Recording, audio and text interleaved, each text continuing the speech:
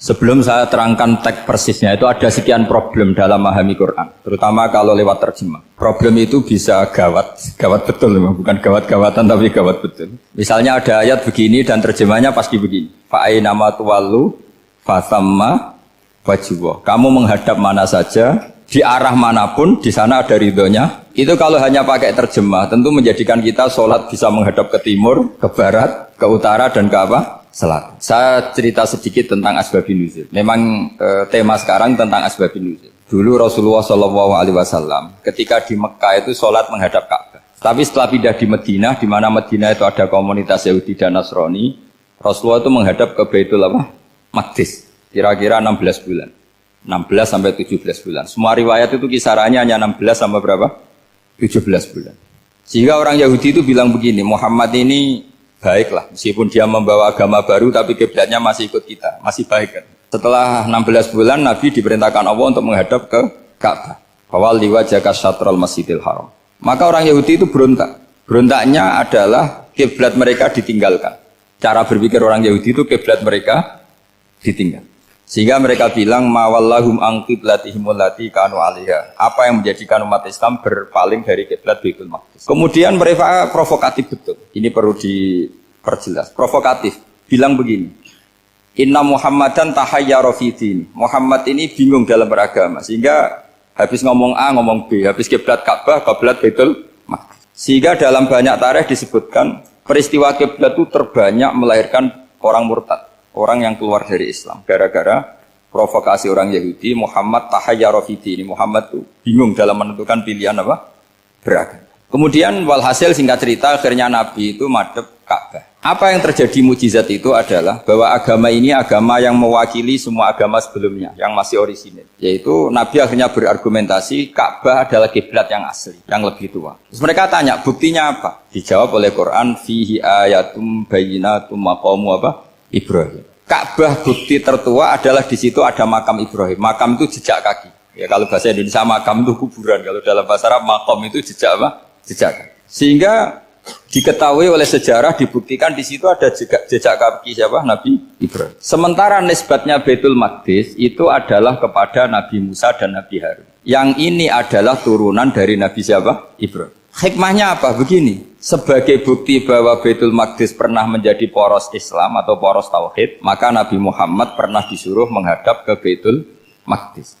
Buat inget-ingetan kalau ini pernah menjadi poros apa? Tahu? Tapi tetap tua-tuaan masih tua apa? Ka'bah. Nah, kenapa tua Ka'bah tadi? Karena Ibrahim adalah Abul Anbiya, bapak dari para. Dan di situ ada jejak kakinya. Fihi ayatum bayyinatum maqam. Bukti itu belum cukup. Dibuktikan lagi bahwa Ismail kecil itu hidupnya di Ka'bah. Kita tahu sa'i bainas Safa wal Marwah adalah karena Siti Hajar sedang mencari apa?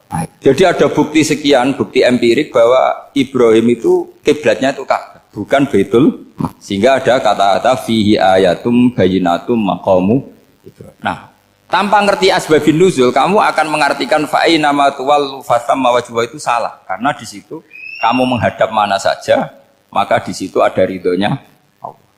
Maka para ulama memberi catatan, maksudnya begini, kamu menghadap kemana saja, asal itu yang diperintahkan Allah, maka di situ ada ridhonya Allah. Harus seperti itu maknanya, disesuaikan dengan konteks asbabun nuzul. Tanpa seperti itu tidak bisa. Dan masih banyak lagi kepentingan tentang asbabun nuzul. Jadi problem sekarang adalah banyak mufassir yang hanya mengartikan dari terjemah. Itu bahaya sekali. Sehingga ada orang yang menikah secara mut'ah. Itu kan mirip kayak transaksi zina. Mereka berdalil famastamta'tum bihi minhunna fa'atuhunna ujurahun. Perempuan yang sudah kamu nikmati yang penting kamu bayar. Terjemahnya seperti itu. Karena ujur itu jamaknya ujroh. Itu fatal sekali. Padahal ayat itu begini, settingannya begini, setting siakul kalamnya atau asbabun nuzulnya begini. Ini sekaligus, memang saya sengaja ngaji dengan tema yang berat, bentuk penghormatan pada yang ngaji. Kalau temanya ringan kan kayak TPQ. Begini asbabun nuzulnya begini. Wal muhsanatu minan nisa yang awal juz 5 itu, ya kita santai aja, yang awal juz 5 itu sebetulnya maktuf, diatafkan pada ayat hurrimat alaikum ummahatukum wa banatukum wa akhwatukum wa ammatukum wa kholatukum wa banatul akhi wa banatul ukhti. Jadi perempuan yang haram dinikah itu ada 7. Yang faktor nasab, yaitu siapa? Ibu, putri, saudara putri, bulik dari bapak, amah itu bulik dari bapak, kholah itu bulik dari ibu, keponakan dari saudara lelaki, keponakan dari saudara perempuan. Ini disebut haram karena nasab gen. Kalau orang Jawa bilang hanya 4 karena ngitungnya bulik baik dari bapak maupun ibu. Kalau orang Jawa bilang kan bulik terus keponakan dihitung 1. Padahal ada keponakan dari saudara lelaki, ada keponakan dari saudara apa? Perempuan. Wa banatul akhi wa banatul ukhti. Terus kedua haram karena rodok. Kita tahu dalam hukum Islam rodok adalah sama dengan nasab. Jadi ibu yang pernah menyusui kamu berarti jadi ibu kamu.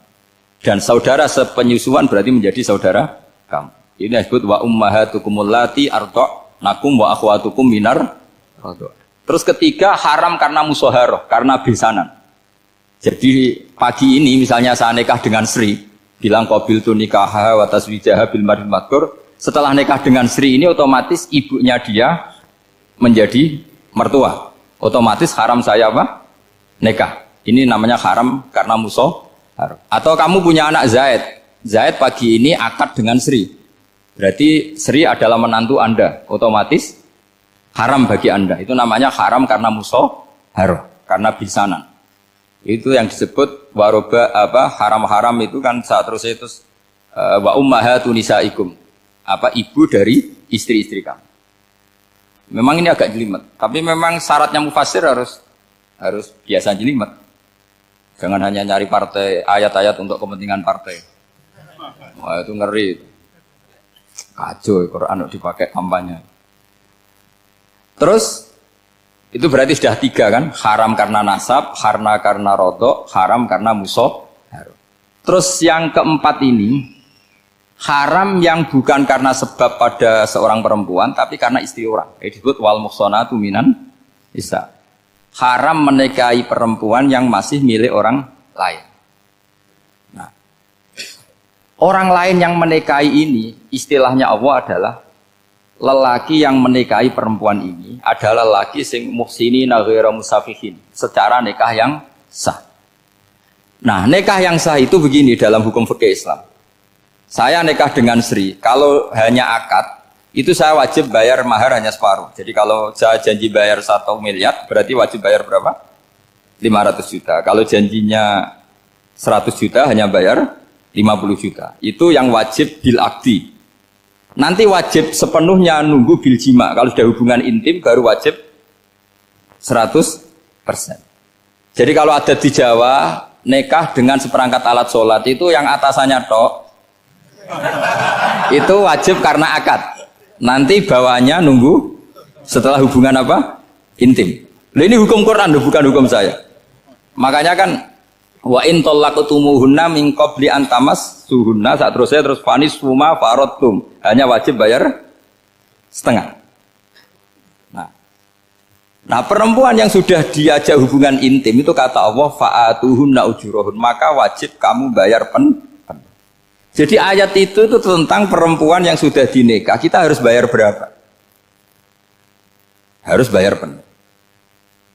Ini penting saya utarakan. Nah, problem kita sebagai orang Indonesia, ini juga problem Pak On, problem semua kiai. Mahar di Indonesia itu nggak bisa dibahas di Quran. Karena keterlaluan, kecilnya itu keterlaluan. Saya ini kan kiai, sering ngakatkan tuh sampai bosan, seperangkat alat sholat. Itu ngawur sekali, ini mbak-mbak harus nggak mau gitu. Saya provokasi minimal itu ya berapa? 100 juta berapa? Pantasnya berapa? Pantasnya berapa? 10 gram itu berapa nilainya? Kan 1 gram 500.000 baru 5. Ya sudah mendingan itu 10 gram. Quran itu bayangannya gini sambil latihan, yang hafal-hafal biar latihan. Jangan dapat beasiswa karena hafal tapi nggak jelas juntrungannya. Quran tuh bayangannya gini, ini nggak mungkin Quran ini bisa dibaca di Jawa. Wa in aradtum istibdala zaujin makana zauji wa ataitum ihdahunna qintaran fala ta'khudhu minhu syai'a. Jika kamu nikah sama seorang perempuan, kemudian kamu cerai, maka mahar yang sudah kamu berikan jangan ambil lagi. Karena mahar di Arab itu mahal 100 juta, kadang mobil Alphard, kadang GMC. Sehingga setelah menceraikan tuh kebayang menarik. Kok enak, dulu saya memberikan itu kan karena dapat servisnya, sekarang sudah saya cerai, saya tarik. Kalau mahar di Indonesia kan seperangkat alat sholat. Jadi gak kebayang ada kalimat fala ta'khudhu minhu syai'a, jangan ambil lagi. Kebayang ngambil aja enggak?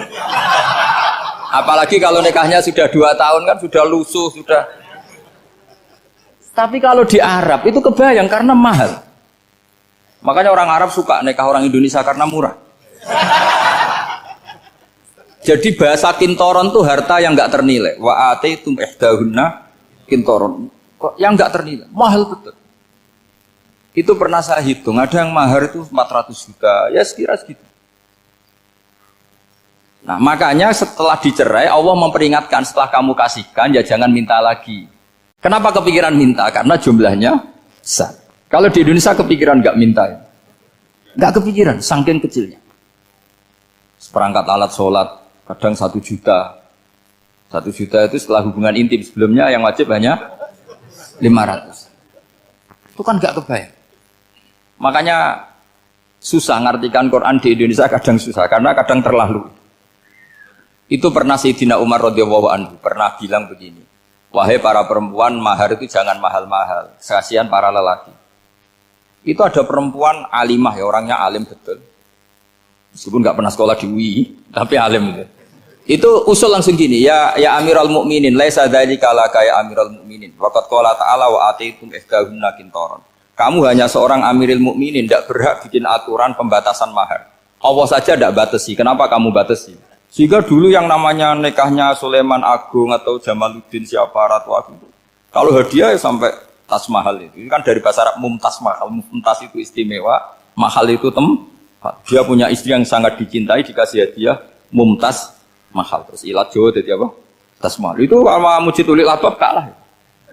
Itu kalau cerai kan kepikiran minta lagi. Dikasihkan yang baru maksudnya. Tapi kalau di Indonesia tidak mungkin karena apa tadi? Seperangkat alat sholat.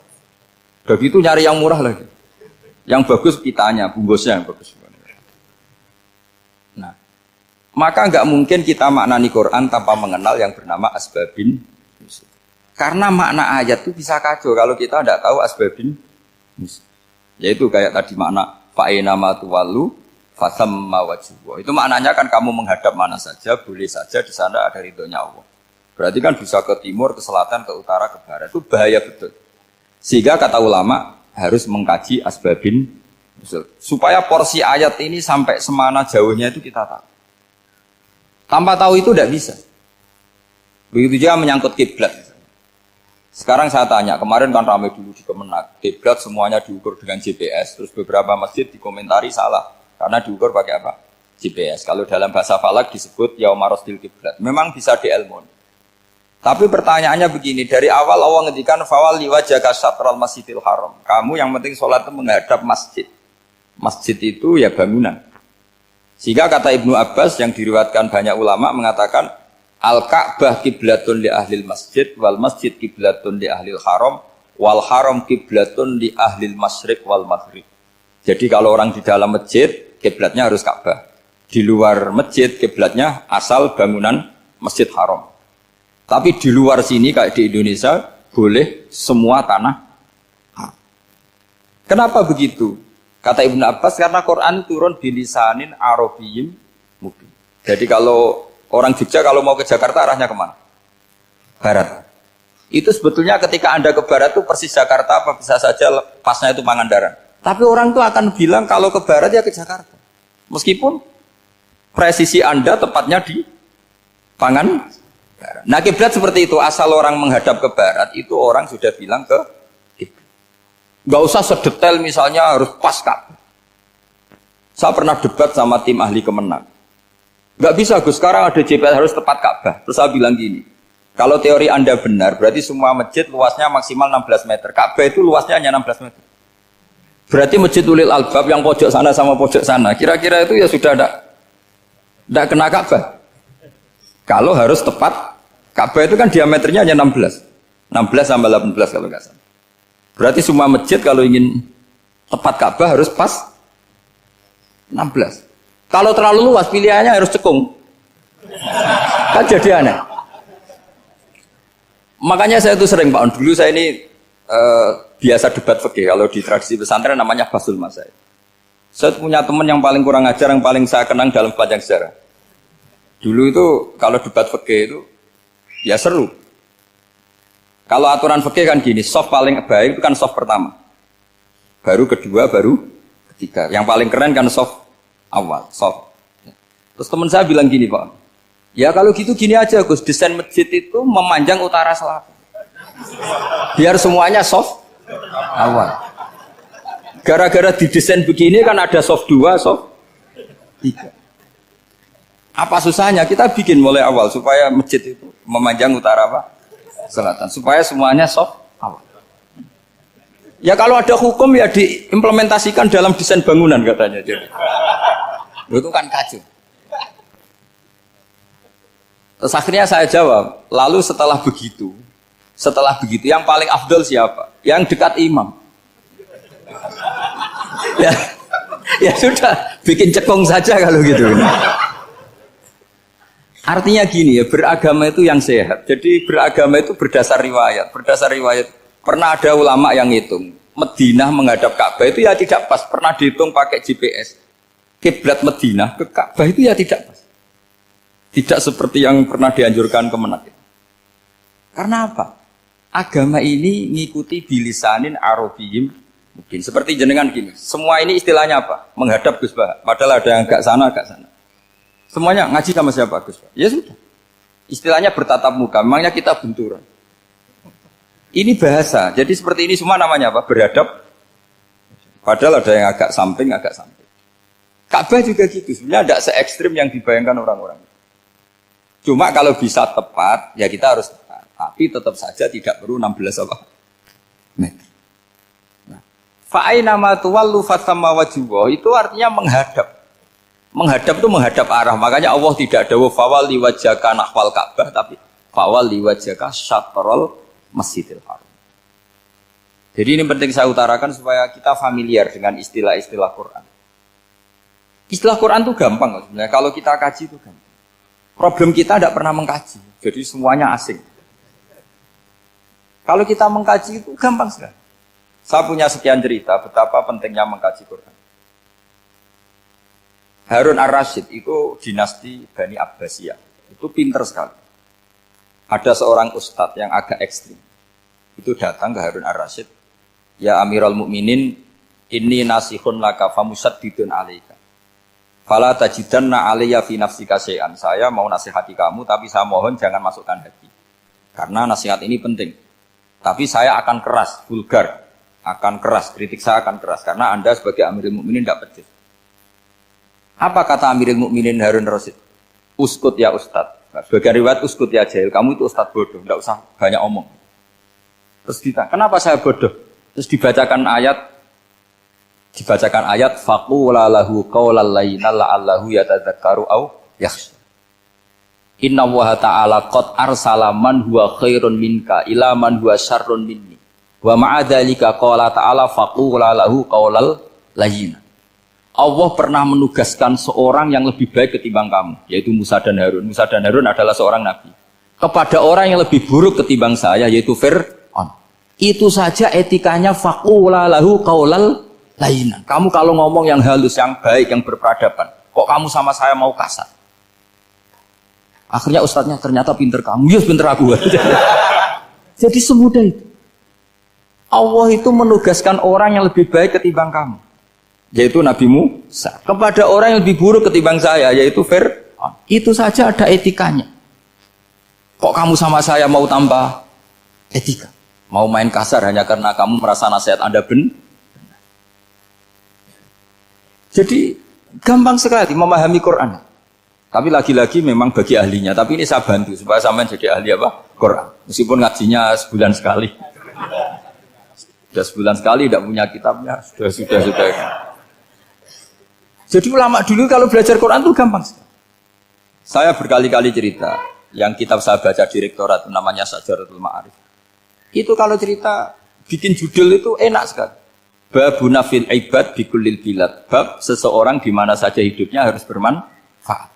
Terus dalilnya itu hanya mengutip makalahnya Nabi Isa, wa ja'alani mubarakan ainama kuntu. Ciri utama seorang nabi apa? Saya di mana-mana adanya berkahi orang lain. Jadi berkah bagi orang lain. Maksudnya tidak jadi problem bagi orang lain.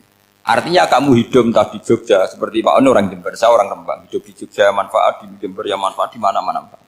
Saya pernah di Korea seminggu ya manfaat. Saudara kita TKI yang di Korea ya manfaat, di sana bikin masjid, bikin apa. Karena ngendikane Allah menceritakan Nabi Isa siapa? Wa ja'alani mubarakan ainama kuntu. Saya adalah orang yang di mana-mana berkah. Artinya manusia eksistensinya harus seperti itu, hidup di mana saja berkah. Gampang sekali memahami. Pernah Imam Syafi'i ditanya, kalau kamu nggak kehilangan air atau nggak ada air di satu daerah, cari-cari dulu sampai nggak ketemu. Setelah nggak ketemu air, baru kamu boleh tayam. Imam Syafi'i ditanya, apa dalilnya harus mencari dulu? Kalau nggak ada air ya langsung tayamum saja. Kenapa harus nyari-nyari dulu? Jawabnya Imam Syafi'i itu gampang sekali. Qala ta'ala falam tajidu ma'an. Kemudian kamu tidak menemukan air. Di mana-mana tidak menemukan setelah mencari. Kalau belum mencari namanya tidak tahu. Kan ayatnya kan falam tajidu ma'an. Kemudian kamu tidak menemukan air. Tidak menemukan tuh nyari dulu apa langsung ambil sikap? Nyari dulu baru kesimpulannya tidak ketemu. Kalau belum pernah nyari namanya tidak tahu. Segampang itu ulama dulu memahami Quran karena konstruksinya utuh. Yaitu mereka tahu betul bahwa Quran itu bilisanin Arabiyim. Ketika Futuhat Syam dulu itu dikuasai tentara Romawi. Era Sayyidina Umar Futuhat. Yerusalem dikuasai tentara Islam. Itu awal Sayyidina siapa? Umar radhiyallahu anhu. Ketika Futuhat mau ada pesta besar-besaran. Tapi Umar menolak. Ketika menolak, kenapa Anda menolak? Beliau hanya baca ayat Innallaha ta'ala ayyara qauman faqala adhabtum thayyibatikum fi hayatikumud dunya. Allah itu mengkritik satu komunitas kaum yang zaman di dunia menghabiskan semua kenikmatan. Maka kita tidak perlu syukuran besar-besaran. Jangan-jangan jatah kita di akhirat kita habiskan di dunia. Itu adhabtum thayyibatikum fi hayatikumud. Semudah itu. Semudah itu ulama. Rasulullah pernah dahar, pernah makan. Makan karena 3 hari gak makan, cara di Indonesia gak makan nasi, gak makan daging, sudah lama sekali. 3 hari Nabi hanya makan kurma dan air putih. Pernah Nabi gak makan roti sampai 3 hari. Kalau Indonesia mungkin gak makan nasi. Di hari ketiga, ada sahabat yang berbaik hati, Nabi disembelihkan kambing, dipotongkan kambing, Nabi disuruh dahar. Itu baru dahar setengah piring, Nabi berhenti. Ketika ditanya, setengah piring itu kan sudah kuat. Untuk sholat, untuk apa sudah kuat. Ditanya, ya Rasulullah kenapa berhenti? Bukankah engkau tidak makan ini 3 hari? Nabi menjawab, walatus alunna yawma idzin anin naim. Semua nikmat yang saya rasakan nanti ada pertanggungjawabannya. Makanya saya tidak ingin banyak-banyak. Wah itu kalau diterapkan di sini nggak populer. Makanya saya tahu gayanya ngaji Quran itu nggak siap dengan konsep-konsep Quran ini. Jadi segampang itu orang dulu. Nah karena apa ya itu tadi mereka tahu asbabun nuzul. Quran itu diturunkan dalam konteks apa, lafadz ini arahnya kayak apa, mutlak muqayyadnya kayak apa, muhkam mutasabihnya kayak apa, nasah mansuhnya kayak apa. Nah sedikit saya cerita ini mungkin contoh terakhir supaya agak lama-lama, nanti bingung kalau lama. Yang bingung ya saya, bingung cara memahamkan. Jadi kalau guru itu kan bingung cara memahamkan, kalau murid bingung cara memahami.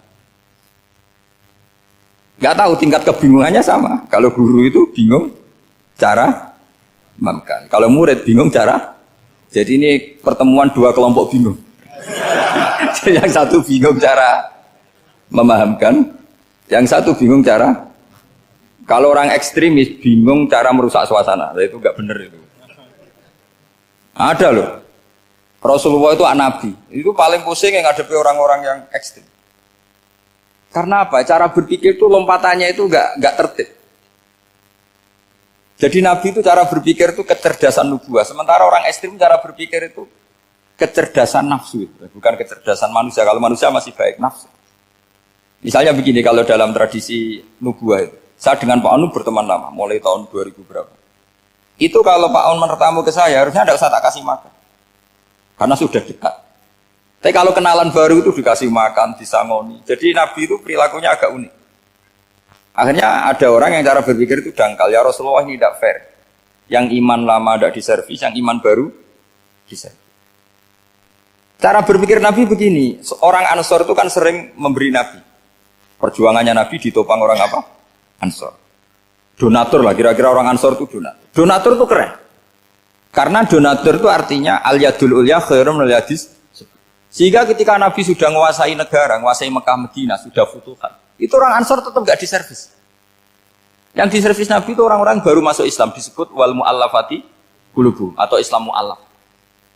Ada 1-2 orang yang protes, tentu yang gak pinter. Tukang protes pasti tidak pinter. Wong iskal-iskalnya sendiri, otaknya gak sampai-sampainya sendiri, orang lain disuruh jawab. Makanya di sini tidak ada tanya jawab, nanti iskal-iskal kamu sendiri, bingung-bingung kamu sendiri, saya disuruh jawab.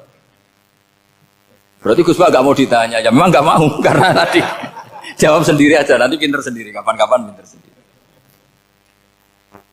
Akhirnya tanya begini, cara tanya gini, ya Rasulullah, ini gak fair. Orang sudah Islam lama setelah negara terbuka milik Anda, setelah kita menang, setelah kita menguasai negara, tidak kamu servis. Sementara yang baru Islam kamu, Nabi itu bertanya senyum-senyum, rileks saja. Lama-lama tambah ekstrim pertanyaannya. Kata Umar, ya Rasulullah saya beri izin untuk membunuh orang ini. Umar itu pikirannya karena mangkel lo Nabi. Nabi jangan. Kalau kamu bunuh, nanti apa kata orang banyak? Inna Muhammad dan yaqtulu ashabah. Dikira Muhammad membunuh sahabatnya sendiri. Nabi masih mendengar. Komplainnya masih dengar. Lama-lama Nabi memberi penjelasan. Kamu ini orang Ansor. Kamu biasa memberi saya, memberi dana perjuangan. Memberi itu hebat. Saya tidak ingin menurunkan grade Anda. Grade sebagai pemberi, berarti kelasnya elit. Sekarang menjadi penerima. Itu tidak bagus. Itu betapa Rasul ini namanya kecerdasan nubuah. Kalau orang biasa memberi, biar memberi saja. Supaya dia tetap heroik, tetap patriotik, tetap keren. Karena mentalnya pemberi. Jangan sampai dari mental memberi, kemudian mentalnya peminta. Jadi kalau Pak On jadi tim suksesnya Pak Jokowi itu ya tidak minta-minta. Kalau dulu kampanye ya kampanye saja. Biar memberi terus nggak pernah minta. Meskipun akhirnya ya gelong. Tapi Nabi dulu tidak gitu. Jadi orang Ansor itu nggak pernah diservis. Padahal jasanya kayak gitu. Supaya kelasnya tetap kelas elit, yaitu pemberi, penanggung jawab. Nabi nggak ingin orang Ansor turun grade menjadi penerima. Orang-orang yang cerdas nubuah menerima konsep Nabi seperti itu. Lo tanya sama Pak On, saya dadani terjemahan UI itu puluhan tahun sama Pak Jun. Itu beliau ke kontrakan saya ke rumah beliau. Tidak pernah berharap apa. Saya sangat tertutup. Bukan apa-apa ya, kalau ingin memberi saja. Kontribusi saya pada Al-Quran. Saya tidak kepikiran mendapat. Supaya heroik. Tapi orang-orang yang cerdas amatir tadi, ini nggak fair. Wong yang memberi lama kok dapat servis sedikit. Nah, sekarang itu problem zaman akhir sudah mulai seperti itu. Nah, orang ini namanya Dzul Khuwaisirah. Ini yang nanti punya anak turun Khawarid. Khawarid itu orang yang ibadahnya hebat, tapi cara berpikir tentang nubuah salah. Orang lagi Khawarid itu orang yang ibadahnya hebat, tapi cara berpikir nubuah salah. Nubuah itu unik. Nubuah itu cara berpikir tadi. Apa ya? Melihat sesuatu yang benar biar benar terus itu. Yaitu tadi, mental memberi itu ya biar memberi terus, tidak usah di-share. Maka ketika Abu Bakar jadi khalifah Rasulullah, itu ada sistem kepegawaian. Itu gajinya Umar yang sudah Islam lama, gajinya Abu Bakar yang sudah Islam lama. Itu sama Abu Sufyan sama, padahal Islamnya Abu Sufyan baru setelah Fatih Mekah, kira-kira baru setahun.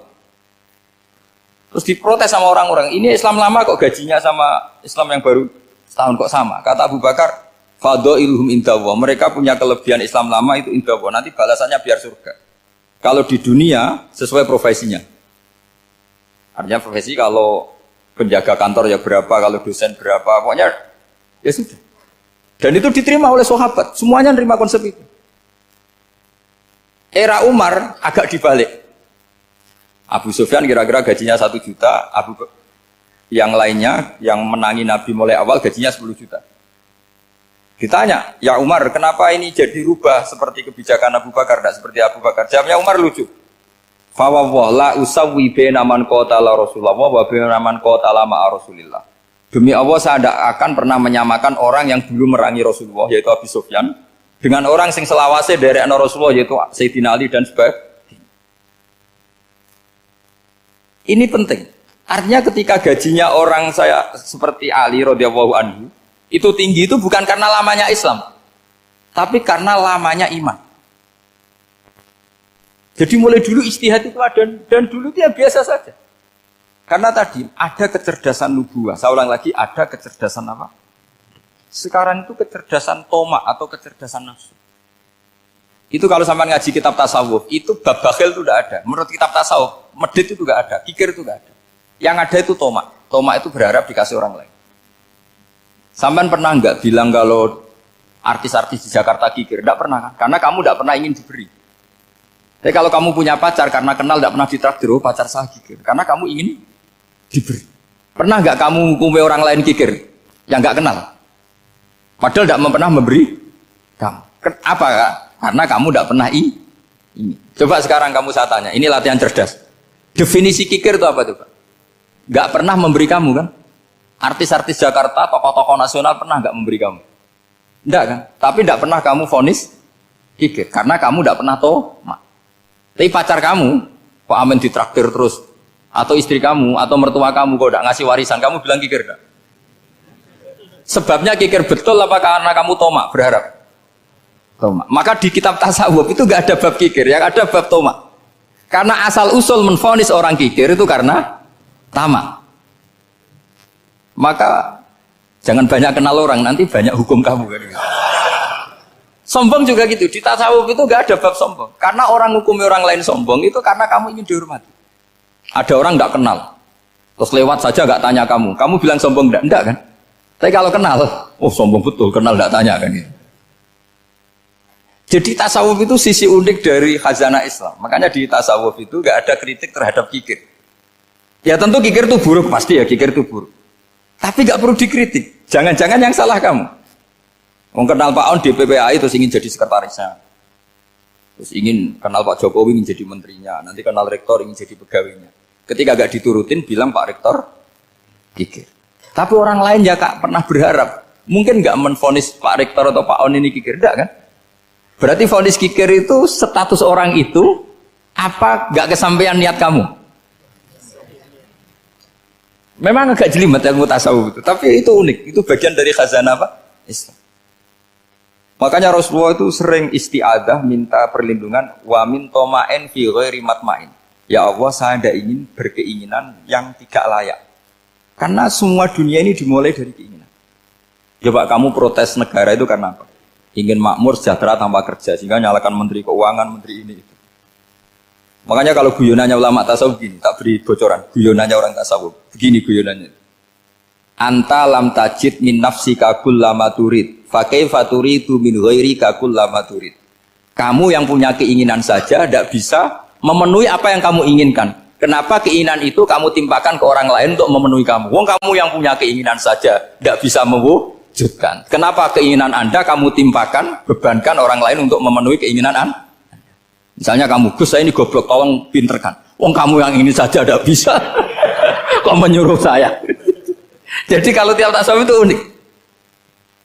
Seperti kamu mencintai istri tulen, itu ingin kan dicintai istri tulen. Kamu sendiri kan nggak bisa cinta tulen, masih pelengahan sana sini. Kamu pacaran, ingin pacar kamu setia. Ternyata kamu bikin sekian alternatif. Kalau putus ini punya ini, putus ini. Tapi kamu ingin ini setia, kan nggak fair. Makanya guyonnya orang tasawuf itu, anta lam tajid min nafsika kullama turid, fa kaifa turidu min ghairika kullama turid. Gampang tuh apalah nih, pokoknya ratrit gitu aja gampang. Jadi kamu yang punya keinginan saja tidak bisa memenuhi. Kok orang lain disuruh memenuhi? Sehingga orang tasawuf itu malu betul. Misalnya saya kok ingin Pak On takdim sama saya itu kurang pegawaian. Kalau saya ingin ditakdimi saya menakdimi diri saya sendiri. Makanya berbahagialah orang yang ngilu terus saya ganteng sendiri ya Allah. Saya kaya sendiri. Menunggu orang lain bilang kamu kaya itu repot. Menunggu orang lain bilang kamu hebat itu sudah bilang aja ya Allah saya hebat, ya Allah saya ganteng, ya Allah saya cantik. Daripada menunggu orang lain bilang apa? Cantik. Jadi ilmu tasawuf itu nih. Jadi kalau fikih itu yang dikritik itu kikir. Kalau tasawuf enggak toma. Karena orang yang kamu vonis kikir itu jangan-jangan tidak kikir tapi mementingkan yang lebih penting. Misalnya ada teman yang tidak pernah naktir kamu, ternyata punya ibu sakit, uangnya dianggarkan untuk ibunya yang sakit, atau anaknya sekolah, atau keluarganya masih butuh biaya, ya, sehingga sama teman dia kikir. Hakikatnya kikir apa mementingkan yang penting? Tapi kamu karena nggak pernah ditraktir menvonis kikir. Nah, ini pelajaran. Jadi makanya yang dianteni ilmu tasawuf itu toma, tamak jadi kalau dalam bahasa Indonesia, bukan kikir. Karena vonis kikir itu akan disematkan orang yang tidak kesampaian hajatnya. Makanya bapak saya itu, keluarga kiai itu ajarannya itu. Yang penting jangan berharap dari orang lain. Ini Pak On saksinya, saya dulu benahin terjemah itu nggak pernah ini diperlakukan seperti ini. Yang ngaji aja. Karena pikirannya keluarga kiai itu sederhana. Kalau ngamal ya ngamal saja. Ngamal itu heroik. Makanya buyut-buyut kita semua ini kan pahlawan semua. Membela negara Indonesia jadi merdeka. Ya nggak pernah kebayang jadi presiden, menteri. Tapi sekarang nggak, ngamal sedikit saja harus jadi menteri. Jadi ini bahaya kalau dalam kelangsungan bernegara. Karena orang biasa transaksional. Awal negara ini dibangun berdasar heroik, bukan berdasar apa? Transaksional. Tapi sekarang orang akan membiasakan itu. Apa-apa itu transaksional. Ini tidak bagus untuk kelangsungan bernegara. Apalagi kelangsungan beragama. Sehingga seperti saya ini masih punya desa-desa binaan di Sragen, di pedalaman Papua sekalipun. Saya punya santri banyak di Papua. Itu kalau cerita itu unik-unik. Itu mau Jumatan, itu nggak ada orang 40. Sudah datang setengah 12. Itu datangnya 3 jam. Di situ mau ketemu santri 3. Semua, karena ya akhirnya mereka tanya gini, Pak. Pertanyaannya itu, Gus, boleh nggak Jumatan orang 3? Secara fikih Syafi'i kan harus orang 4. Boleh. Kemudian mereka tak bilang, buat sholat duhur saja. Mereka nggak mau. Wong Jumat-Jumat kok duhur. Harinya kan Jumat, masa sholatnya? Sehingga kita yang jadi kiai akhirnya nyari fikul madzhabil arba. Nyari fikih madzhab 4. Ternyata Imam Malik membolehkan orang 6. Ada yang bilang 12. Yang penting keceluk jamun. Jamun itu kelompok. Kalau 3 kan belum keceluk apa? Belum disebut apa? Kelompok. Ini penting saya utarakan supaya kita berjuang itu bukan karena service seperti ini kayak di Ulil Albab, masjidnya keren, kampus swasta tertua, terus termasuk nomor 1-2 di Indonesia. Oke, kita syukur dengan kebesaran UI. Tapi yang namanya dakwah itu menjadikan orang tidak tahu menjadi tahu, termasuk kepada desa-desa tertinggi. Sama. Yang namanya menteri itu pembantu presiden untuk memenuhi kebutuhan rakyat banyak. Sekarang misalnya menteri pertaniannya itu hebat, cerdas, tapi petani nggak mau nandur padi, mau apa itu? Coba yang membantu ketahanan pangan itu para petani mau nanam padi apa karena menteri pertanian? Karena petani mau nanam. Ya sudah GR saja, kita pembantu presiden semua. Karena ikut menyumbangkan ketahanan pangan. Tapi kamu kan nggak digaji, kita keren, ngamal tambah harap gaji. Ini penting supaya Anda itu nggak hati kecil gitu. Ikut menyumbang negara tanpa ingin dapat gaji. Keren enggak? Nah, itu nubuah. Apa? Nubuah. Orang Ansor itu seperti itu. Sehingga ketika Rasulullah wafat dan ada kompetisi kepemimpinan, itu orang Ansor enggak ikut. Sudah kita makmum saja, silahkan dibagi di saking baiknya orang Ansor.